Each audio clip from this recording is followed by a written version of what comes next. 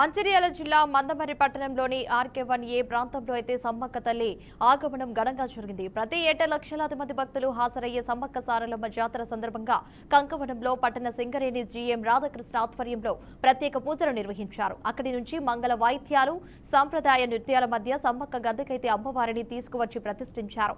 ఈ కార్యక్రమానికి ముఖ్య అతిథిగా కార్మిక శాఖ మంత్రి గడ్డం వివేక్ వెంకటస్వామి హాజరై అమ్మవారికి మొక్కులు చెల్లించుకున్నారు.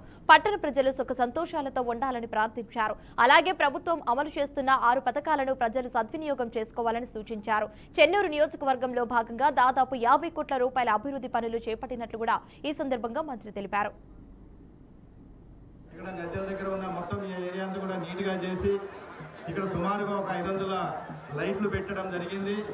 ఇదే కాకుండా వాటర్ సప్లై ఆర్కే1A నుంచి గోదావరి నుంచి ఏదైతే వాటర్ వస్తుందో ఆ వాటర్ ఇక్కడ సప్లై చేసి ఇక్కడ ఆడవాళ్ళకి సపరేట్గా, మగవాళ్ళకి సపరేట్గా స్నానాలు కావచ్చు, అన్ని విధాలుగా టాయిలెట్స్ ఇటువంటి కూడా అరేంజ్ చేయడం జరిగింది. ఇది కాకుండా ఇక్కడ అన్ని సదుపాయాలు కలిపేటట్టు షాప్స్ ప్లస్ ఇక్కడ మన ఒక స్టేజ్ మీద ఇప్పుడు మనకి చిన్న చిన్న ప్రోగ్రామ్స్ కూడా కండక్ట్ చేయడం జరుగుతుంది. ఇక్కడ అది కాకుండా ఇప్పుడు మన వర్క్షాప్ వాళ్ళు తయారు చేసిన శివుడు ఇతర ఇవన్నీ ఇక్కడ అన్ని కూడా పెట్టడం జరిగింది. మీరందరూ కూడా అన్ని దర్శనం చేసుకొని ఆ దేవుడి కృపకి ఇది కావాల్సిందిగా మనం ఒకసారి ప్రార్థిస్తున్నాను. ఇక్కడ